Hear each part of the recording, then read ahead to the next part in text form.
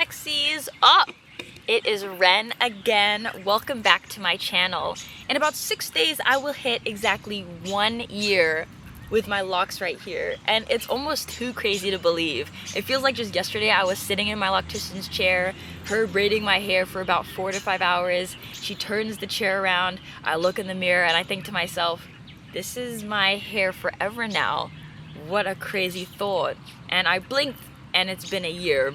I thought that I would never have mature locks. I thought that I was gonna be in the starter phase. Well, I kind of still am in the starter phase, but I thought I was gonna be in the baby phase forever and ever and ever. But time has truly flown and now it's been a year, which is crazy. I feel like during my journey, I've experienced a lot of introspection, a lot of rumination. I've picked up on a lot of advice, a lot of tips and tricks. I've watched a ton of videos, and now I want to share all of what I've learned with you guys. So if you have starter locks, or if you're even thinking about getting locks, this video is for you, because I'm gonna tell you a few little tidbits of advice that I've learned with my locks. Oh my gosh, these birds are so loud. I love spring. Spring has saved me, but wow. Oh, before we start, I want to give you a few stats on my locks. Currently, I have 63 locks. I started a year ago. 2-strand twist method is how I started, and my loctician actually used diamond parting. Now, I do retwist by myself, but when I got them done, I did diamond parting. I feel like they're a little less diamond shaped because I do them myself and I'm not as good as my loctician, but those are the parts that I used. I also have low density hair, which means there is not a lot of hair per follicle. I'm not a scientist at that, but I know that there's high density hair, which is really thick and full and dense, and then there's low density hair, which is sparser, and I am on the low density side of that spectrum. So keep in mind, when I talk about tips and tricks, it's coming from 4C low density hair. The first thing I learned, and I learned very quickly, is that your locks are not going to look like anyone else's. You could have the exact same number of locks, the exact same style of locks, the exact same parting, the exact same starter method as your favorite lock inspo girly, and your locks will still not look like hers, okay? Each set of locks is completely unique, and that is something that I had to come to terms with. I thought that I would have really thick, really big locks because I only had 63. I wanted huge locks, but because of my low density hair, they're a bit thinner than I expected, but I have fallen in love with them. So regardless, your locks are your locks, so don't be comparing yourself to those Pinterest girlies. Secondly, I want to stress that parting matters. The less parts you have, generally the bigger your locks are going to be. If you have 40 to 60 locks, which is about 40 to 60 parts, your locks are going to be a lot thicker than someone with, say, 70 to 120, 130 parts. Those locks are going to be really thin, but they're going to be more, I don't want to say voluminous, but they're gonna have more density to them. So I chose 63 locks because I wanted bigger, thicker locks, and I feel like they're definitely bigger than a lot of other locks with 120, 130 parts. They're still kind of thin because I have low density hair, but generally they are thicker than locks with 100 to 120 parts. Next is, your locks are going to unravel, especially if you use a method to start your locks like the comb coil method. They will unravel. Despite me using 2-strand twists as my starter method, my locks still unraveled and it stressed me out. Oh my goodness. Nothing I did would stop them from unraveling, but that is a natural part of the lock process. They are going to unravel. They will sort themselves out, or your loctician will sort them out during your next retwist, but the best thing to do is just leave them be. Don't try to manipulate them too much. They're just gonna do what they're gonna do, and you just have to live with that. You will feel like you are going backwards in your lock process, but that's exactly what it is, a process. So leave them alone. They are going to unravel for the first 3 or so months. Leave them alone. Next is, if you don't like the way your locks look in between retwists, do not get locks.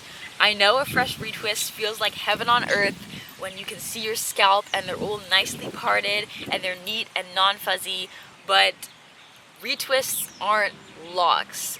if that makes sense. Those aren't the state that your locks are going to be in permanently. Your hair is going to get frizzy, it is going to unravel, your parts are going to disappear in between retwists, and that is okay.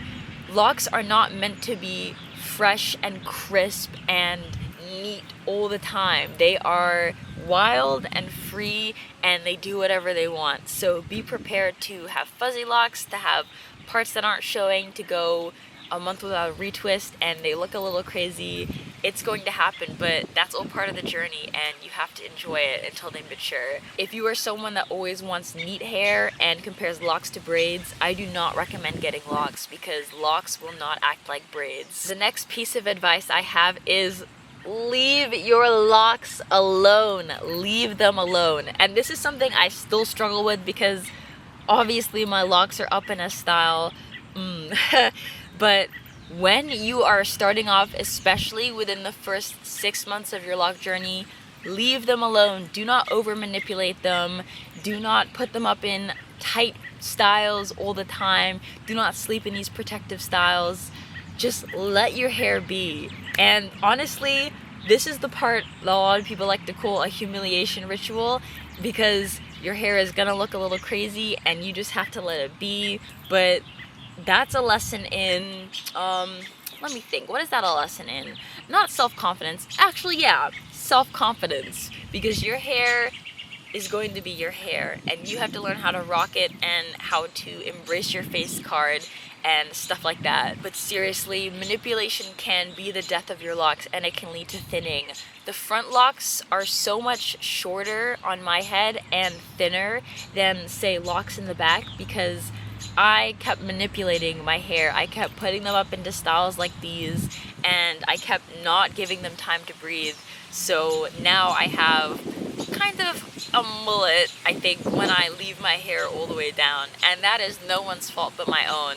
It was actually my New Year's resolution to stop manipulating my hair as much, and I do plan on following through with that eventually. But now, yeah, I am stuck with a mullet. I will say though, I am getting better at leaving my hair alone. You guys just don't see it because I like to dress up for YouTube videos, but normally when I go out to the store or when I hang with my boyfriend or friends, I like to leave my hair down, and hopefully you guys will see more of that too, because I'm trying to be a bit of a role model. Furthermore, moisturize your locks. Water your locks. Your locks are like a plant. Plants need water and moisture. Your locks need water and moisture. Ignore the myths telling you that water is your enemy and it'll ruin your locks. That is not true. It's quite the opposite, actually. Water is your best friend when it comes to locks. Moisture is your best friend, and it is the key to have your locks looking luscious, thriving, longer, everything. What you use to moisture can be up to you. It depends on your hair and what you need. Some people are okay with just water. Some people need water and oil, and some people are more elaborate. Personally, I use a mix of rose water, vegetable glycerin, castor oil, and I think regular water, distilled water. I spritz that on my hair every morning, sometimes every night, depending on how motivated I feel, and I feel like that has really made my locks not only lock up faster, but grow longer and stay not brittle and dry. So I feel like the ends are not cracking off and blowing away in the wind because I have been moisturizing them. This is perhaps the most important advice that I have for you, and it is do what's best for your hair. Everyone's hair is completely different. Everyone's hair is a different texture, a different coil pattern, a different density. So you will hear a lot of, oh, I condition my locks, or I don't condition my locks. I wash my hair once a week. I wash my hair once every 3 months. Don't listen to those people. Well, listen to those people, but at the end of the day, do what works best for you. Personally, I wash my hair once a month. That's when I do my retwists. I do not condition my locks, not because it will ruin my locks, but because I feel like my hair isn't the type to need it. I do not oil my scalp as often as a lot of people do because my scalp is naturally greasy. Just a lot of things. There are so many factors that play into my hair and the type of hair it is and how I treat my hair, but do what's best for you. Trial and error is also a huge part of your lock journey. You're gonna try out a bunch of different shampoos. You're gonna try a bunch of different conditioners, a bunch of moisturizers, a bunch of gels. That's the thing. I retwist my hair with mousse. I do not use gel, but other people may not find that suitable. Other people may retwist only with oil. It's a wide spectrum of everything, and you need to try out everything and find out what works best for you and your hair. The last step I have for you guys, or piece of advice rather, is to enjoy the journey. I feel like locks are less about the destination per se and more about the road to get there. So enjoy every stage of your locks. Enjoy the awkward boy ugly phase stage. Enjoy the frizzy stage. Enjoy the starter phase stage. Enjoy every stage that comes with having locks. Yeah, I feel like locks are, I've said this before earlier in the video, but they are definitely a lesson on self-confidence and learning to love yourself no matter what your hair looks like, because there will, well, ugly phase is subjective, but a lot of people will say you will go through an ugly phase. I personally don't believe in that, but it is an awkward stage that you go through, and I think that just embracing how you look and not worrying about what other people think about you is key to getting through that stage and blossoming and, you know, being whatever. I don't even know where I'm going with this. I just want to say enjoy your journey. I think that's all I have for today. A really short video because I am in the process of moving, which is so exciting. I'm hoping to vlog that. It is my first time moving out. I have never moved out before. And yeah, that's all I have to say. Stay sexy, drink water, have a great day or night. Mwah.